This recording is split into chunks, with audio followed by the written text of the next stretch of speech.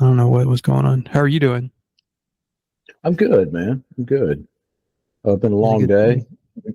I had a house set up earlier this week. Got guys moved in like Tuesday and Wednesday. They were moving in. Yeah, March, end of February, starting March. It's cool. Is that starting to head toward the end of the first quarter? Yeah, getting out of the winter thing is always good for me. So What weather? Seasonal affective disorder? I got some sads going on. I always have. Yeah, got my chicken So, lamp. I go sit in front of in the mornings. is that infrared? Mm-hmm. Yeah, Incubate yourself? You do it for infrared rays? I do. Yeah. Yeah. But try to get some mad light exposure as soon as I wake up every morning anyways, even if I don't get in front of my red light, just get plenty of light. Yeah. You ever, I don't know, I think I was just surfing top of the charts, but have you heard of the Jordan Harbinger show? I have. Yeah, I haven't listened to a whole lot. I think I've listened to one or two episodes because I was kind of looking for other info or other guests, and I Mm-hmm. think I picked up some of his stuff. But you got something on the radar that was good? Yeah. Arthur Brooks, The Art and Science of Getting Happier. Huh.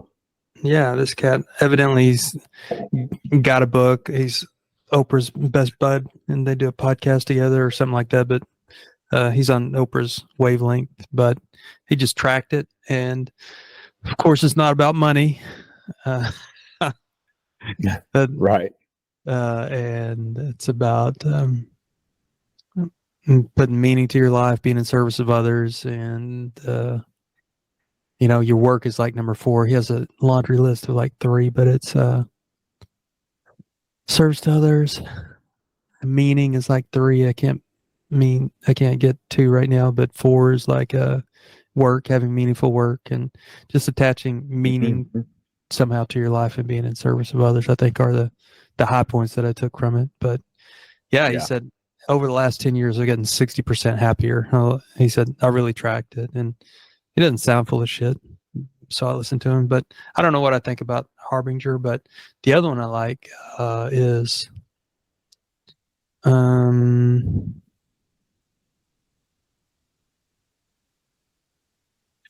Modern Wisdom. Uh, what's his name?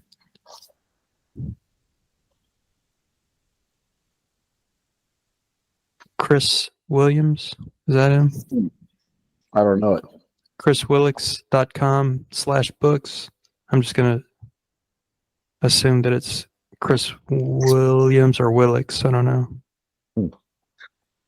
Hmm. So I don't know. You feel like you're still running around like a one-legged man in an ass-kicking contest? It's not so bad. It's not so bad. I am having a hard time trying to develop some systems and processes for this stuff. For instance, like we wanted to go paperless, and so I was like for our intakes. So they're filling out like 4 different forms, and it's not really a lease, but it's kind of equivalent to a lease. We call it a participation agreement. Uh, so we don't want to give them a lease, anyways. Um, So the thought that I came up with was just like if you were going to a doctor's office or something to do an intake form, just like get that put onto my website and have an email sent of that to us, and then have the email sent to them whenever they filled it out. So we wouldn't have paper or anything. It would just be, and I got my guy on Fiverr that was willing to do it, but my website is built on, it's called Website Builder on domain.com. And he wanted to take it down and start on WordPress because that was what he was, and I just couldn't, I couldn't wrap my head around taking the website down and redoing it. But I talked to somebody, they're like, no, it's okay. It's really the same. It doesn't really matter. Once it's, put, anyways, I don't even, I know enough about real estate to talk about it and make sense of it, but I don't even know enough about that stuff to even have a conversation. And it was Yeah. kind of discouraging. It was just like, I don't know what I'm talking about.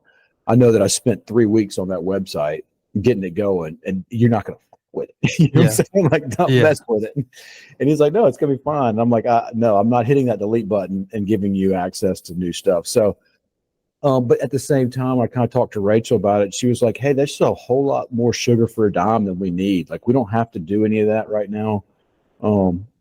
So, in the building, in the systemization or whatever, like, I don't know. I'm kind of torn between, like, is this overkill? Do I need to do it? Versus you got to streamline. You got to go online. You got to go paperless. So, how many people you got applying a day or a week or whatever? probably five. Five. Probably, yeah. When I was the last rental turn, I was getting a bunch of Facebook hits, and give me an application. Yeah, give me an application. And I finally figured out that I think it's just organize a little template in right signature or dot loop or some kind of e-sign thing. You can create a template with your paper, and you install them as the applicant, and you need their email and their name, but that kind of just throws it where it's supposed to be and spits it to them, and then they fill it out, and then y'all both got a copy. I don't know do you have an e-sign, whatever? Well, I've got DocuSign, and somebody told me, like, yeah, make a template, make a packet. And it definitely, that's a you solution. got to manually put those names and emails in the thing for DocuSign. Yeah, that was one reason I was like, I don't really want to have to do that. I'd like for somebody just to be able to do it and send it to me. Yeah. Well, yeah. How are you curious about having that code on the blockchain equal their signature, or you just want their scratch on it? Yeah, I'm not too worried about having like a valid in court. More just information. They know they signed something and we're good to go. I don't need a time. Is that what you're talking about? I mean, if they could download the packet, and they have a phone, right? They have a phone. Yeah. I don't know if they could download the packet and then just email you back that they understood and assign, even though they don't sign on it.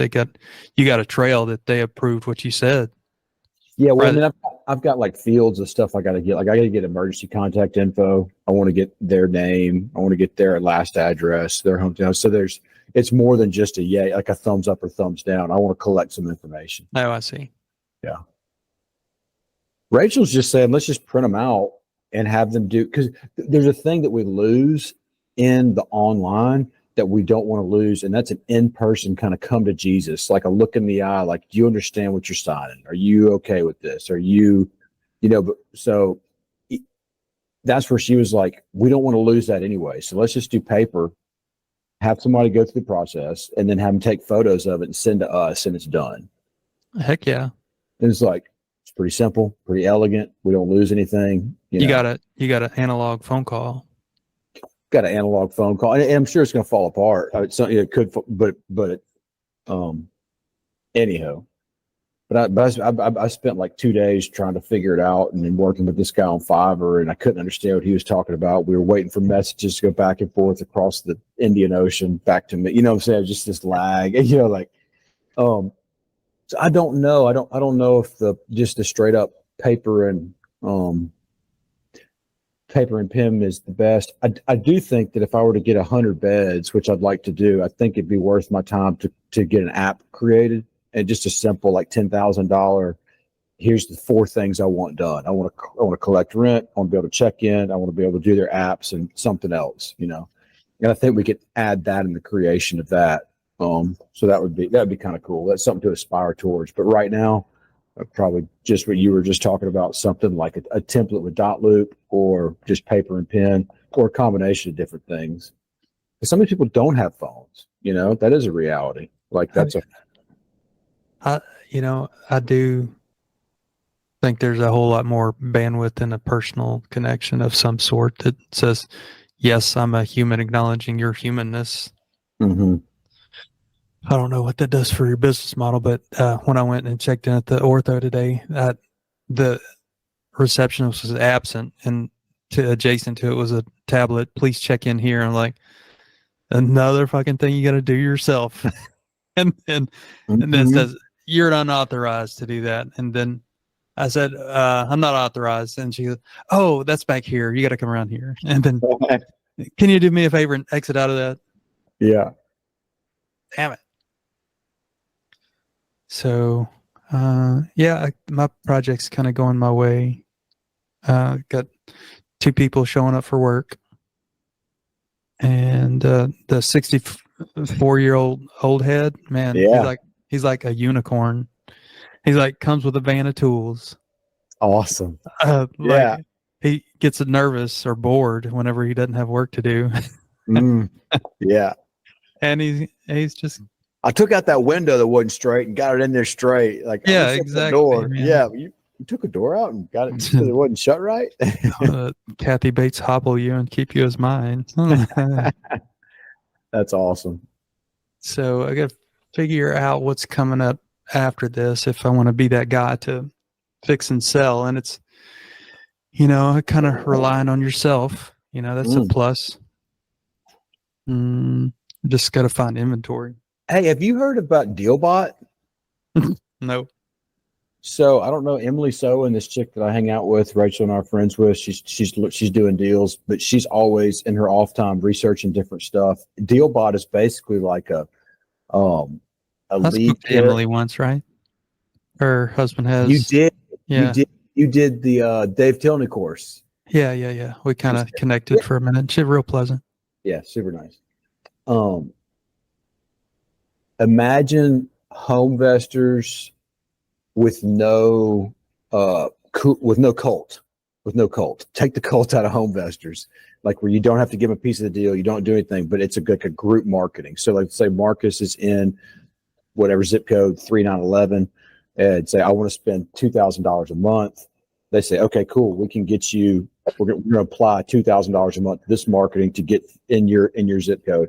And then DealBot is going to send out, or they're going to do marketing via Google, via Facebook, via Instagram, via all their different channels. The unique selling proposition for them is that they've created AI bots that are going through the negotiation process to get the bland lead to at least a hot lead, to get like the general, like, do you want to sell the house? What's the address? Are you the owner? Blah, blah, blah. So then Marcus gets a hot lead for 111 Main Street in his zip code, and then he gets to pick it up from there. I think that's going to be a total freaking game changer, man. Like all this, how am I going to find leads? What am I going to do? I mean, with that kind of technology, we're talking about how is AI going to change things. That's a strong showing that I'm seeing right now.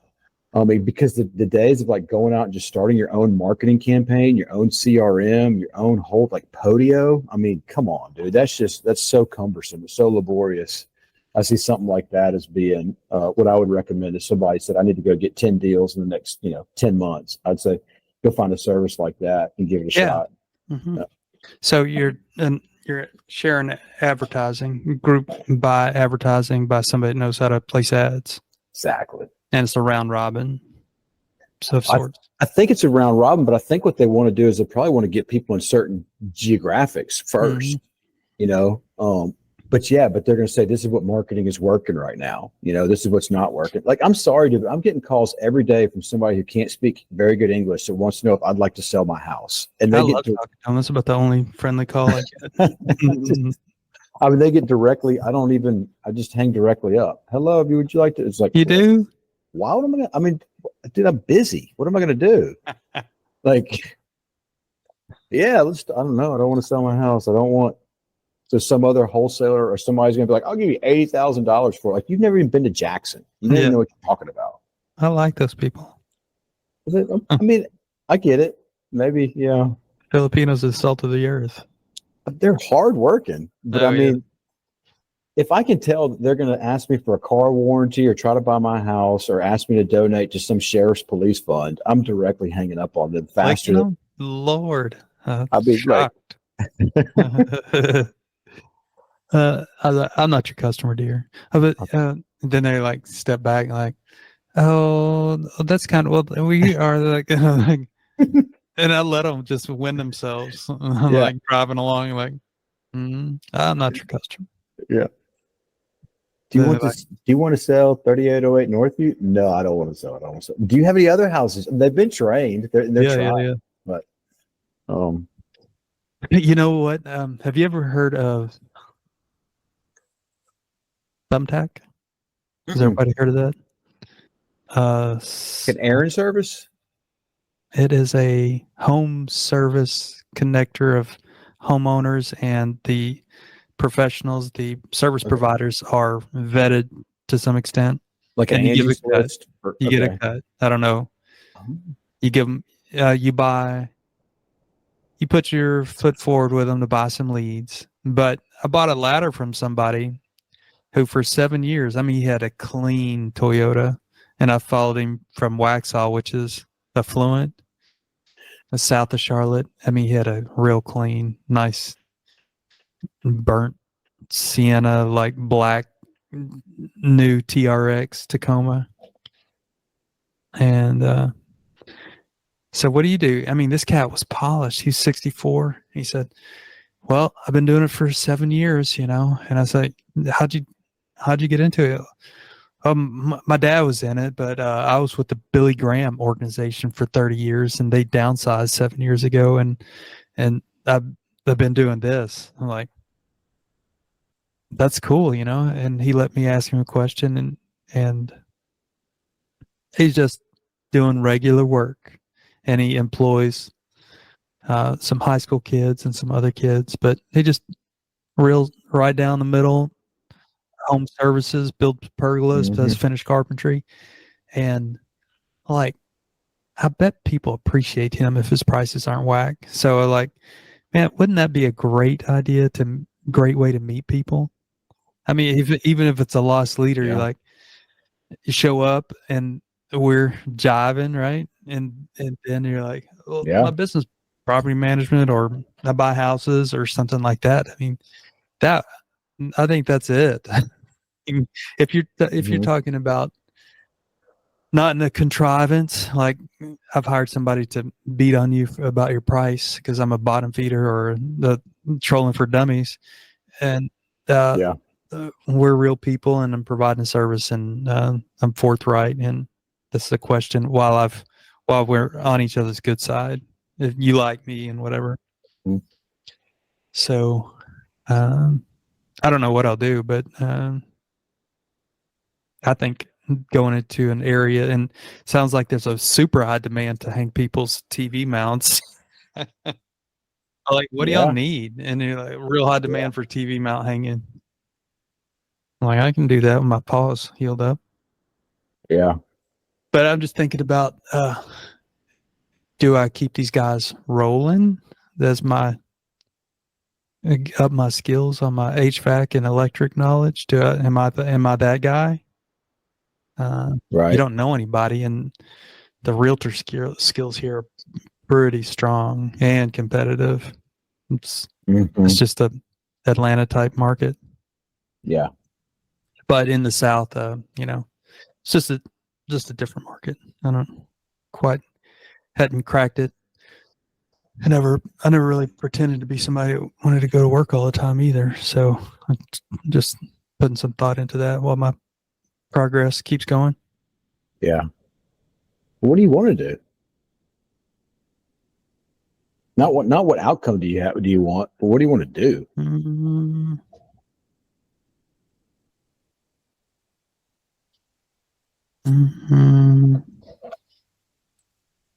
Yeah, that's a good question. I don't know. My sister right now has had to read Good to Great, the Jim Collins book for work. And it was super surprising. She was complaining about it. And I was like, shit, I've read that book. It's on my shelf right now. And anyway, she wanted to ask some questions about it. It had been years, so I busted it back off the shelf. I started speed reading it, going back through it. And I forgot. I don't know what state of mind I was in when I read it the first time and why I didn't apply any of it. But I mean, it hit. It's so perfect. It's so good. It's so timely for me right now. But that's kind of the question about, like, he's all about the hedgehog concept. What's your Venn diagram? What's the thing that you can, make money at, that you're passionate about doing, that can provide a service? Everything else, cut it off. So anyways, I get my numbers back for my house that I built. And it's like, dude, I spent $140,000 on this a little over 1,000 square foot house. That's cash money.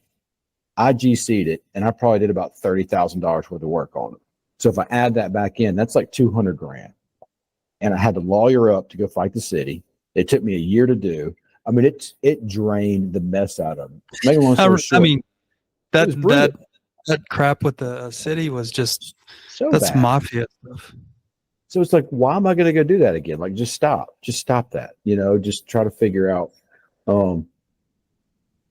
And so, I've been doing this, working on this sober living stuff, and my head is all in that. But to read this book while I'm doing that, it's like there's something so liberating, and just like forget the to-do list and like, let's do the not doing anymore list. Let's do that, not cleaning any gutters, not getting on a ladder above 8 foot, whatever it is, like not doing it, and just be okay with like, I'm gonna try to focus on the things that, A, or an economic driver, B, I like doing, and whatever fits in that, rather than just, I could do it.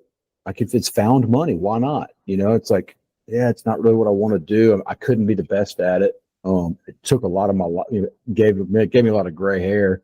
I'd like to build some more houses, but I want some distance. Like, I'm not doing that right now for my business. It's going to be a hobby, a creative thing later on. It's like, yeah, let's go build a house.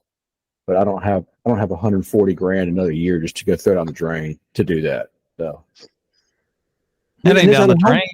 No, we did it. It's done. We refied. We pulled our money out. It's great. But if I'm going to make that my thing, that needs to be my only thing. Like, I need to learn how to like shop for the best white lumber, for the best 9-foot studs, so I don't have to cut.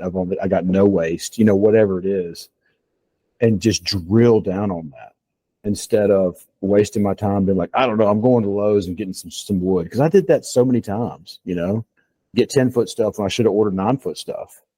Like, you do that 100 times, that extra foot cost you $1 a foot, Right. And that was, I just wanted to get it done. But if I want to do that, like, what could I be the best home builder? If I wanted to be, I could, but I have to learn that. So anyhow, super, super cool. I'm really into it right now. What could I be best in class at? Focus on that. And what is that? SOE. I think right now, I think I in the Jackson market, I could be the best person that's providing like furnished transitional living, both for workers or people that are in the sober living environment. Like, I see that as being the same kind of thing. It might be a little variation, right? But recognizing people's needs and like, at the same time, increasing my productivity and their humanity, like taking care of them. Like, don't sacrifice one for the other. Like, be productive, make money, but treat them as humans and give them the best thing I can give for that amount of money. Yeah, man, I like that for sure. And I've been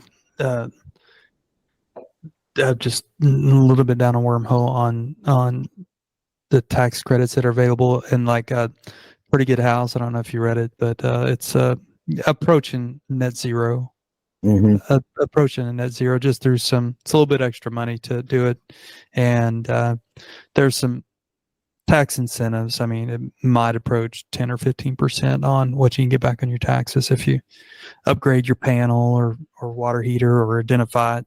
It sucks, but I just think it's it's like in a real small way, a love letter to the next generation, we didn't totally fuck it up. Yeah. Right.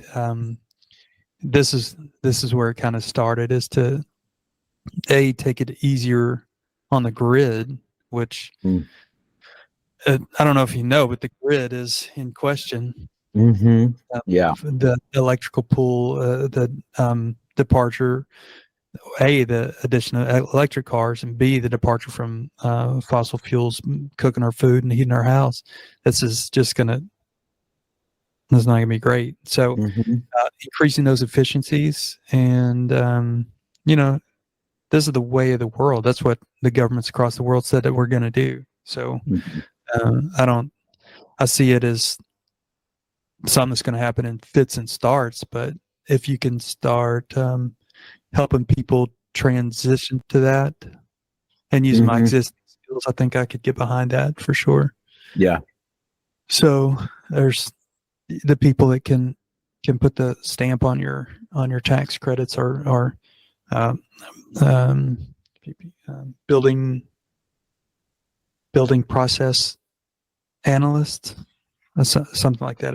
It's one of the organizations that get to put that EPAs. BPA. Now the organization, what's that? There's like BPA free is everybody the plastics, the micro, Yeah. the poisons in the water. So, It's BP/-A. all right. It's ironic. But something like that. I mean, I bet somebody would say, "Yeah, you can do stuff that nobody else can do," and you're like, "I don't want to do that." Right?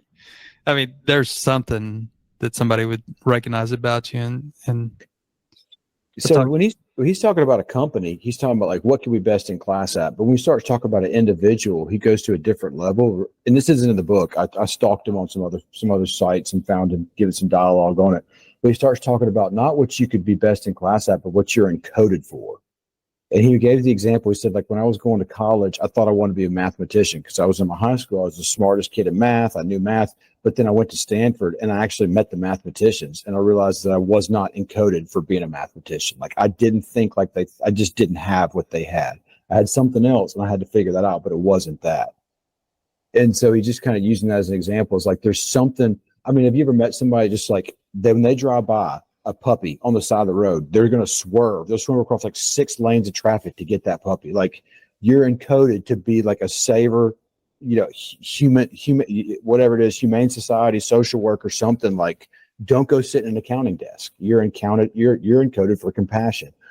And so, like, it might not be what could I be best at, but there's something in there, and I don't know what that is for me. I really don't know. I do know that I like what we're doing right now. I like dialogue. I like discovery. I like research. I like really focusing not so much on results, but like on energy it gives. Like, is somebody passionate about it? Do they like to do that thing? Because the passion lasts a whole lot longer than the carrot or the whip. So anyways, maybe I was just thinking more like that. Like, what are you encoded for? Like, what no matter what would you do for free almost, And I think for you, I think you love finding hidden value through relationships. I mean, like, you don't want to just get a deal. No. You want to meet somebody, you want to find the story, you want to work it out, you want to talk with them, you want to make it a win-win-win. I mean, every deal you did in New Orleans that we talked about was a true, like, they got a stream of income and you got a house and a project and you made it work. It was great. Whenever I tune into Bigger Pockets or something, there's just a part of me that gags, like, who is this? Is this all about me? Is it really? Yeah. Because that's kind of gross. And it's just, is that what you want on your tombstone? Maybe a killer ROI, or I don't know. That's just not where I place my importance. And I know it's the vehicle, but it's just a vehicle. What I've done with that asset class, and it's all it is. It's an asset class that you've used as a vehicle to further your role. Yeah, I had a buddy that I hadn't seen in, I don't know, 4 or 5 years, and he was selling his portfolio of real estate and was getting into video game machines, gambling machines. And I like immediately went from what little respect I had for him to no respect. You know what I'm saying? It's just like, I'm going to exploit people's weaknesses. It's like, you didn't do that enough in real estate. Like, now you want to go. It was so bad. It's like, wow, he just said that. Like, I don't think you tell anybody that. But anyways, that's what he was super stoked about. He's like, yeah, man, it's just, they just can't stop. They just keep putting their money in. It's like, yeah. Well, after you get off of that, try cocaine sales, right? And that's another neat. Yeah, it's the same thing. It's like, oh, God. Yeah, I mean, just Hartman. I like Hartman. I waffle between not liking him and liking him. Today I like him, but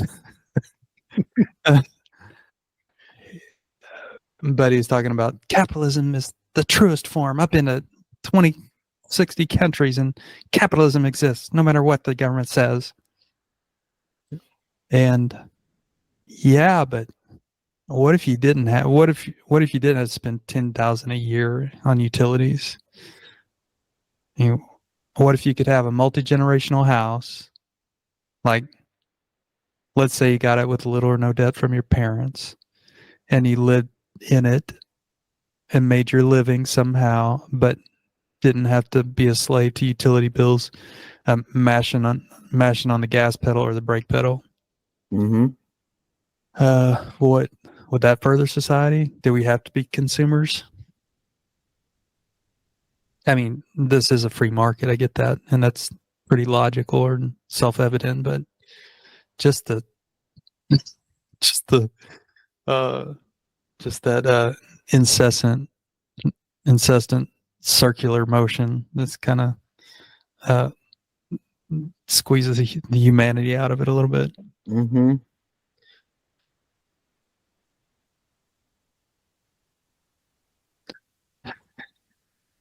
Like there's a MTV like a music critic or something, and she was talking about the ebbs and flows of music. Like whenever KC Sunshine get down tonight, and that all came up on the next ebb, which might have been well, I don't know what the next phase. I don't know if it was grunge or I don't think it was grunge, but it was something. And she said in such a way, she said, yeah, Casey and the Sunshine were saying, get down, get down, get down. And then she's like, get down to what? And just using it as a parallel, like, yeah, let's go. And like the Dean screen, like, let's do capitalism, keep the wheels going. And then you're like, yeah. Yeah. I mean, when does it slow down? When do you consider your life, and when is there time for yourself to like live? Time's running out, man. Well, not to think of it like that, but I mean, who are you giving your time to? I think that's the real question, and that is at the root of what I'm about. Yeah.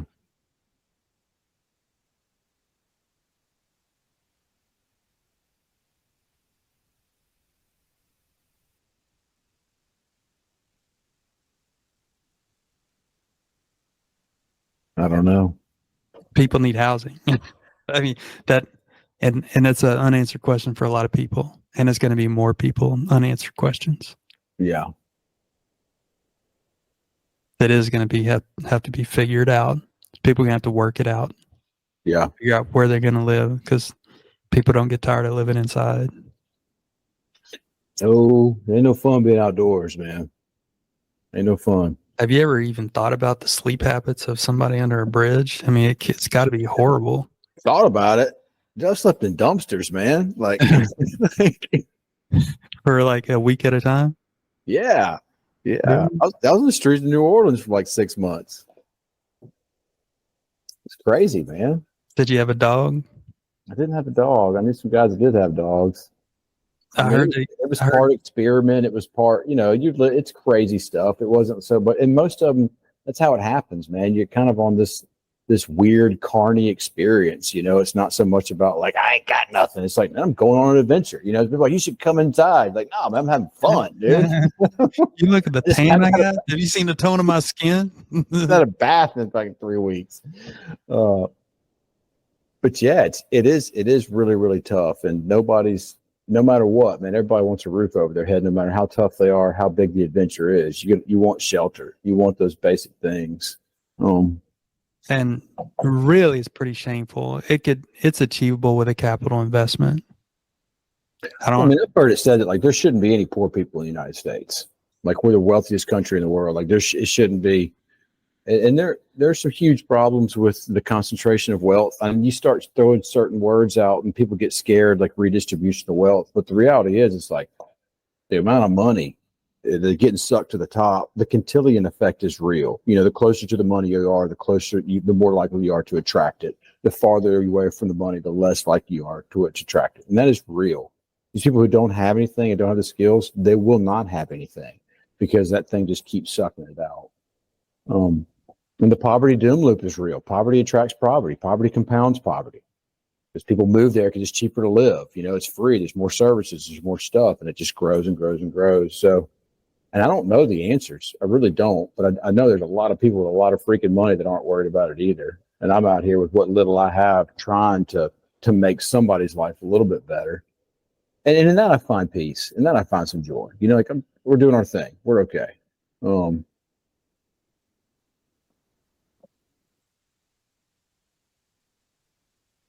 I don't know. One of the things I have a hard time with is like these guys that are coming in these houses, these girls too, that don't have work. They don't have skills.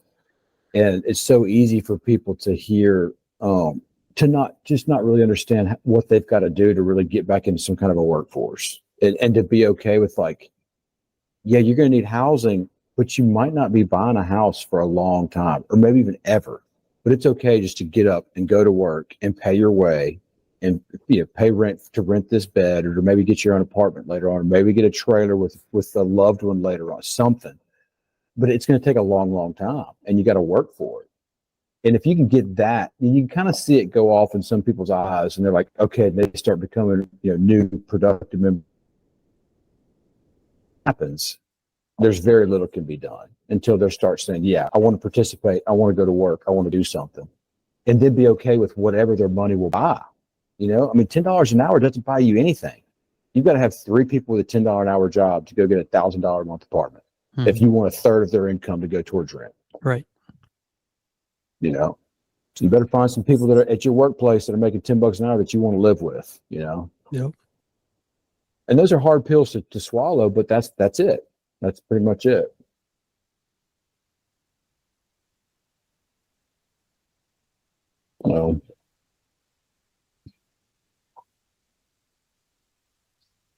It's impossible to sleep outside, isn't it? On the street. Isn't it impossible? Yeah, well, I mean, you drink enough, you can do anything, you know. I mean, or that REM sleep, that's probably non-existent. No, it's tough. And the like you ever like wake up, yeah, that was a good one. I got 8. I got 7.5 in. Yeah. Well, so what I can see is that like about 25% of people out there were people like me that were adventurers, want to be poets, going just kind of on a, let's go see what the world is like. Half of them are straight up mentally ill people that they just don't know how to, they're not going to, every time they go somewhere, their family's like, get out of here. They got to leave. They don't know how to do anything. And then 25% of people are just straight up on the run. They're just like, you know, they're killers, whatever. Oh, fuck. You know, so that last 25% make it, you never know what's going to happen. You never know when it's fixing to go down. It's the Dahmer moment. You know, there's a shake at your tent. You don't know what's going to happen. So, I'm just telling you. I mean, but the mentally ill, they're never. I mean, you're talking about a whole different level of social safety net that needs to be deployed to save those people. And we're not talking about housing or food or medicine. We're talking about the whole thing. We're talking about the whole. We got an answer. It's called jail, right? Yeah. Jails won't even take them, dude. When they're crazy, jails, when they're that bad, they send them to nut huts. They give them enough Thorazine to knock them out. I mean, like, it's bad. Are those people ever, is there any hope for those people? Do they rehab? Not much. No, because it's so difficult because it's not, I mean, drug addicts are one thing, but talk about somebody who's like a legit paranoid schizophrenic that doesn't want to take medicine, that you don't know who they are or where they're from, or they don't have any loved ones. I mean, it's just, and most people that you see that are on the street, most of them have got that going on. They got some of that going on. You know, he should go get a job. Like, dude, he doesn't know. He thinks he's got a job. Yeah. Got a job. My Subaru got stole for 24 hours and we somehow amazingly got him on the phone, and his friend was trying to convince him that it was his car. Yeah, it's mine, dude. I just bought it from a dude. You didn't see me get your keys from the steps. This is mine. Yeah, I've been having this car. Yeah, I had the title. I put my name on the title. And one lady dated her sister. She was a real saint to her sister, but she had thought that Goldie Hawn had stolen her eggs from her womb and had her babies. Mm-hmm. And that was like in front of the TV. She was behind me, and I heard her say, "Do you like Goldie Hawn?" I was like, "Oh no!" I felt the floor go out from under me. Like I was on my heels, like, not particularly. Then she said, "I mean, it's one of those snap moments." She goes, "Yes, you do. You work for her." And I'm like, "All right." Oh, yeah.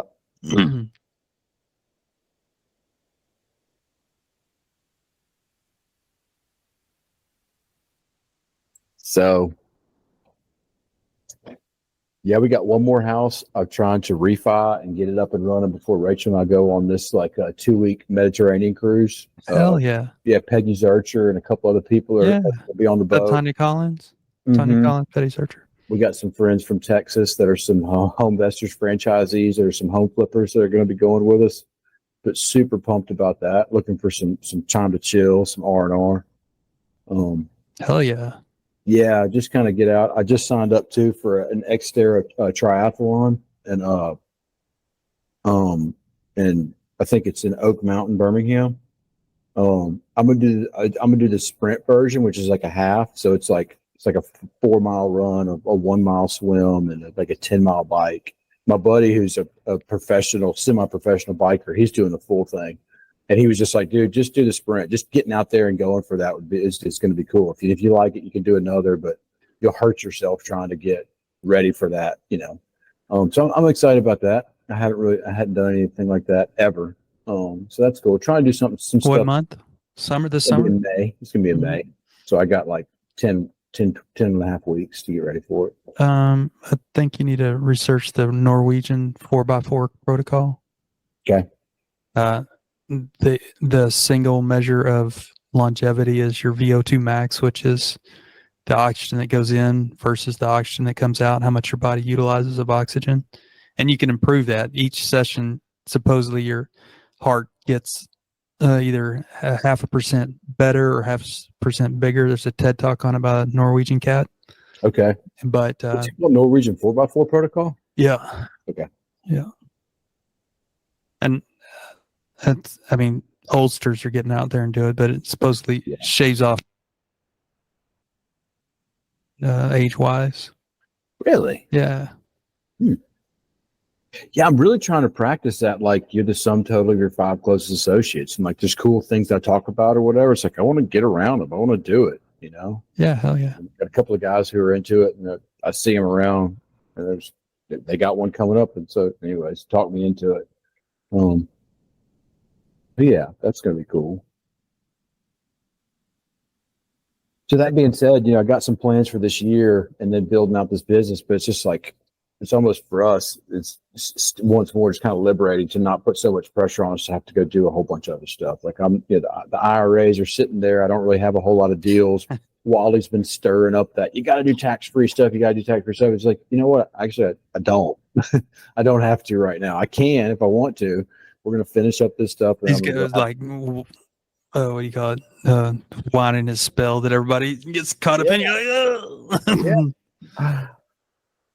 Oh, talking about taxes, man. I had $100,000 loss. Just got my taxes back like this year. Like we spent $100,000 more than we made. So like, I'm not paying any taxes, Wally. Like, hell yeah. We spent, dude. It was crazy. No. Does that carry over? Do those losses carry forward? They do, but they keep you up at night too. Because I'm like, what the heck? Like, I got to pay them real money. Well, we paid some taxes. We're actually going to get some money back because Rachel has, that her S corp for Airbnb has money taken out. But yeah, we're showing a big loss this year. What keeps you up? The debt load or operations? It's just there's just a certain part of like growth where there's just so much growth happening. I don't even know how to analyze it and say like, are we we doing okay? Are we all right? Like, I mean, I know, we had expensive, $500,000 of doing stuff, operations, rehabs, CapEx, whatever it was. And some of that stuff's added back in for depreciation, but some of that stuff's straight up expenses. And we don't have all that income to offset it. we're borrowing money, we're using credit, and we kept the lights on, we did it, but we've just been so aggressive with growth. It's just like, when did we stop doing this? Yeah. You know, Gotta wait for your feet to catch up with your body. and I just don't know. It's just free fall. I just don't know. And so I really, you know, I've always known that the growth was when you're growing, you just keep riding that wave. That's exactly right. Like, I don't know how it's gonna, but we're just 1 foot. I mean, just like a triathlon. Like, I guess. yeah, I've been there and not knowing the future. Yeah. Then it doesn't always work out, and sometimes it works out. I don't know. Yeah. The crystal ball. Well, we know fundamentally we're underwriting the deals. You know, like they're not over leveraged. It's not that. It's just so much freaking growth. Are you going to try to take anything else on this year? We're gonna try to refi this one, and then maybe, I'm sure come like end of summer we'll probably crank back up and do some more stuff. I don't know. I mean, I almost feel lazy, but there's something also too, just like super free and just like kind of Venus flytrapping it, just like letting people know what I do, and like if somebody wants to land in my cup and I can devour it, you know, like the fly, rather than this like super aggressive. I'm running signs. I'm going. Because I've done that, and it's just, that's a job, dude. Like running, we will buy signs and we buy houses and doing phone calls and going to the courthouse and looking up deeds of trust and getting phone numbers and getting on foreclosure steps. I mean, it's work, man. And I just, every now and then people call us and be like, hey, come look at this house. You might want to get it. And I really do want people to want me. I'm absolutely. I like say, this is what I'm about. And if you call me, that's fine. If you don't, that's cool. mm-hmm. So yeah, no planned growth, no huge growth. You want to teach what you know to anybody? I don't know about teach, but I really do like, I've been watching some guys that have been doing like book reports. I think I'd like to do some book reporting on like some of these great books that I've done. Just do like 20 minutes, you know, and maybe like a 3-minute Facebook. And if you like more, you can go to a YouTube channel. And if that were to convert into some kind of teaching or some kind of consulting or whatever, say, hey, I've heard you talk about this. I want to pay you to talk about that with me. I'd be open to that. Mm-hmm. I do a lot better in like these kind of situations where we're having like real dialogue or something. Well, I've tried to do some videos, and it's just like, I was trying to do a video the other day on like the pros and cons of paying off your mortgage. And it was just so bad, dude. It was so bad. I was like, it just wasn't me. It wasn't me at all. And I don't know how to get that. I don't know how to get me there. I mean, it could be a conversation. It really could. I think it needs to be. Yeah, it needs to be conversation. It needs to be some kind of back and forth, ping pong, rather than just. So I'd like to do that. I feel like that fits in those kind of circles of things I'm encoded to do. Like I'm encoded to learn and find out things and to practice it and then share it with others. I like that. I don't know what that's called, but I like that. I don't like to hoard my information. Like I'm okay with like, hey, I heard this, you should try it, you know? Right. Somebody told me the other day, they were like, dude, you talk a lot about like your fear of like, are you doing things right? And are you going to be successful? It's like, only thing you need to worry about is being useful. It's just like, okay. And I know that like in a deal, you know, if I'm going to be a deal architect, I got to find the problem and find the solution. We know that factually, but I forget it so quick when I'm not in that mode. Like just be useful and everything's going to be okay. Whatever I'm doing, be useful. So. I don't know if I might have said it before, but the fox, not the hedgehog versus the fox-like thinking. Mm-hmm. Did you look at that at all? That's this book. That's Good to Great. Oh, is he referenced? Yeah.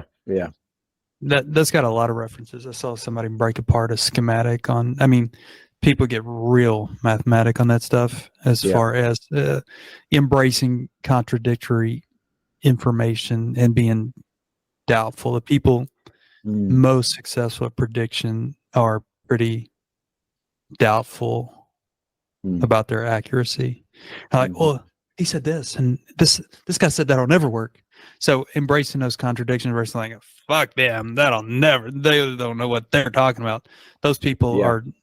are mathematically less successful on prediction. Mm-hmm. And people go way down the wormhole on predictions. Like, is it going to be Iran? I mean, you can just see the DC think tanks about getting this weird seance going about what's going to be the existential threat of our time or economic threat. But the people that embrace the contradiction are usually more correct.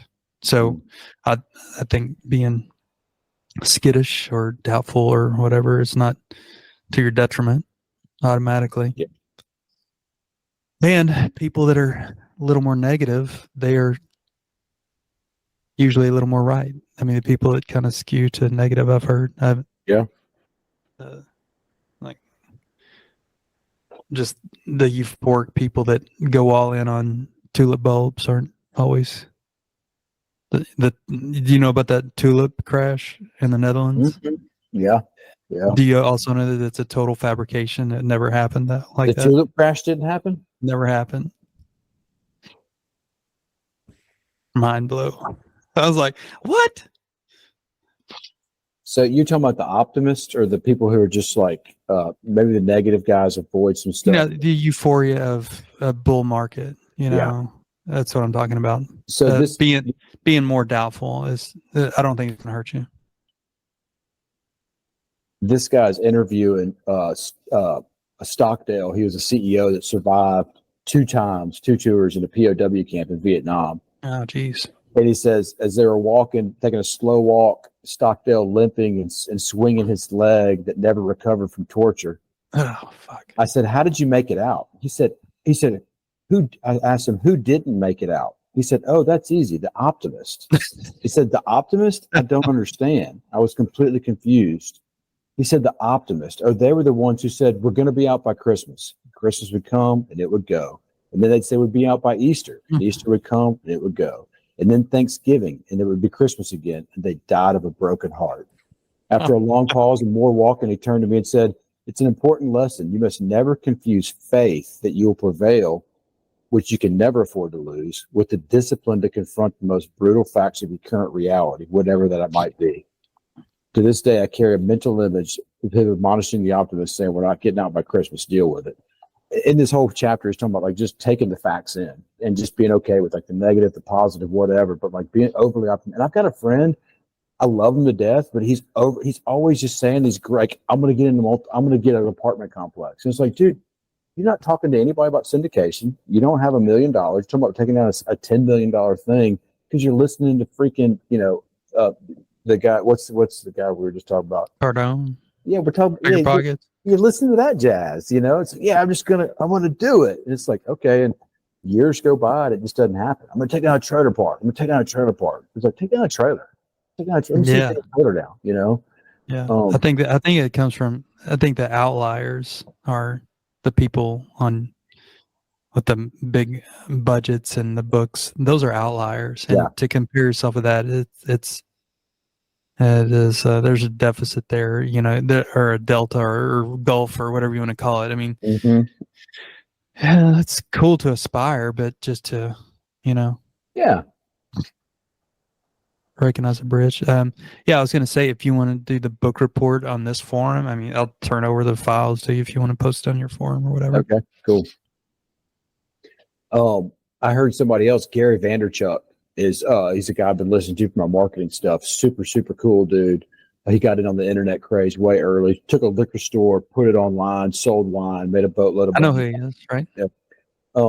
But his big thing is like, I want to buy the New York Jets. And somebody was talking to about the other day. I was like, well, how close are you? He's like, dude, I'm like 15 years away, if even then. Like, I got to be a billionaire. I'm not even halfway there. And then you still got to get picked. It's just something I aspire to. I'm working towards, kind of like Elon Musk is aspiring to go towards, to colonize Mars. And it just really struck me. It's like, it's okay to have these BHAGs, these big, hairy, audacious goals. It's okay. But to understand, like, dude, that's like maybe possibly 20 years, the thing I want to keep going towards that. But I'm not near delusional enough to think like, I'm going to go do that next freaking week. Like, no, gotta learn how to read a balance sheet and P&L and show a profit and to take down money and, refi and to maintain for years before I could. So I say that to say some of these big optimistic goals, it's okay to have them, but just be realist about it. Like, dude, there's a lot of things that have to go right. Right now, I got to do this next right thing, which brings me to what I wanted to really say is what you're talking about, the numbers, the mathematical challenge of like coming to a decision. This guy was talking about the simplex method, and he was just saying how like the simplex method would say when they first started programming computers, there was too much chaos for them to get any answers out. And so the simplex method was like, just look for the next best answer. And when we apply that kind of thing in a math problem, over the course of time, the answer gets better and better and better. But also when we apply it in a business or personal problem, because it's so chaotic, just do the next best thing. Mathematically, it should lead you to the best outcome. So if the thing is, I want to buy the New York Jets, if that's the best thing I want to do, I can't go buy the New York Jets, but just do the next best thing that is right now. Maybe it's, I've got to go to work to keep my lights on. Go do that. And then when the lights are on, I've got to read a book. And then when the book, so that's kind of where I'm at. Like, what's the next best thing for me to do? That's reminded me of Charlie Munger's advice to, don't fuck it up, right? Mm-hmm. And he said, over time, people usually get what they deserve. Yeah. Yeah. And he credits his long marriage to his wife's first husband, who really fucked it up and caused this woman to temper her expectation. Thanks, Chase Chuck. Yeah, I mean, like, lower your expectations. Don't fuck it up. Be rational. I mean, just like, let's have some meat and maybe some potatoes. Yeah. Well, I think that's something else that we got to start doing, man. Is this generation that's dying off? Like, we got to start talking to these octogenarians and these septuagenarians to like gather some of this wisdom, man. Because right now in this, we're just getting run over by Facebook and all this other stuff, and like, but not talking to these old people about that kind of wisdom right there. Like, dude, remember Walter? I didn't really even know Walter that well. It sounds like a strange thing for him to say, but he was telling me, he's like, Suggs, you know what the most expensive thing in real estate is? And I was like, well, I don't know, your house burned down. I said, no, divorce, don't get divorced. And it's just like, I never thought of that. But now that Rachel and I are together and we've got a lot of assets together, and if something were to happen, it'd be like, dude, that would be brutal. That would be horrible for both of us, like just cut the baby in half. But those old guys, man, that have a lot of like not thought wisdom, but lived wisdom, like, don't fuck it up. And, you see their demeanor's calm, and not getting crazy or talking a bunch of shit. They've had a health scare. They've dealt with loss. They've had to lick their wounds. You don't realize that when you're coming up with a bunch of adrenaline and hormones. Yeah. But I think the real people is I just think the filtering for bombast, which is, I guess, what Instagram is, with people without clothes and hurting themselves and stuff like that. Yeah, that is a filter that gets eyeballs, but it's really like eating cotton candy for all three meals. I mean, where's the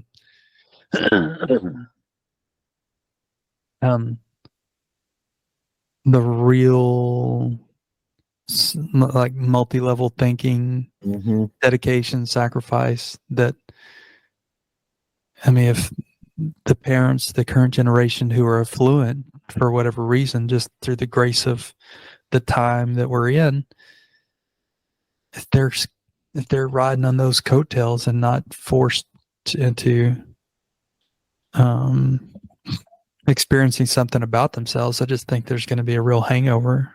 So I don't know who's preaching those kind of things, but that's who. Yeah, you're right, but also right to send it down the line and say, we didn't get to the point that you're at by doing what you're doing. This is what I think. I don't know if I'm sure there's some in their generation are listening, but that's not what's on the airwaves. Yeah. I think social media will be the smoking of, can you believe it? They get Facebook or Instagram, like, I know, crazy, right?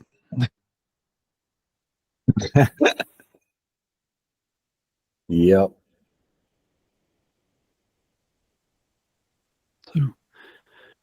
How's Olive? It's good, man. Does she get along with the new dog? Yeah, they get along Brown good. dog? I mean, Olive's just What's crazy. She's just Penny. Yeah. Olive's just crazy. A cat. Typical cat, you know. Being all sweet and then attack you for no reason. Yeah. Oh. Possum's on thyroid medication. Really? Yeah. As kidney function starts waning, I guess. Yeah.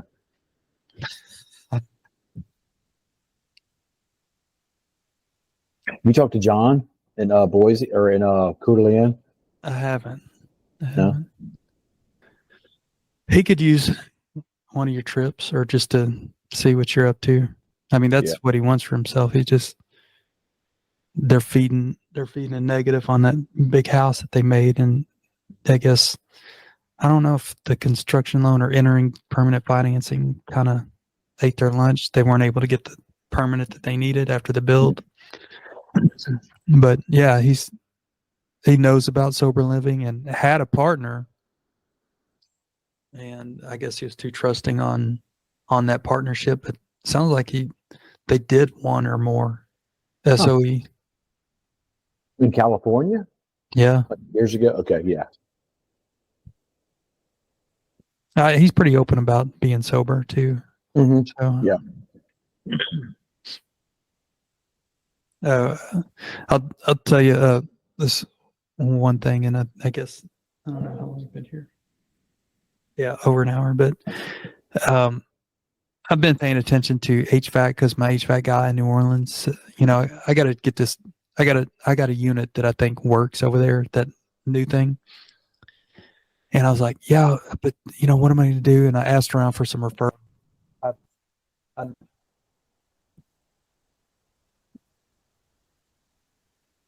you hear me? Can you hear me? Okay. It changed. Something changed.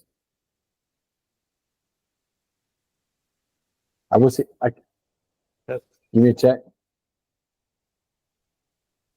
I can barely hear you. I don't know what the deal is. Yep. Whatever happened. Yep. Test. Yeah. Now where was it? Oh yeah.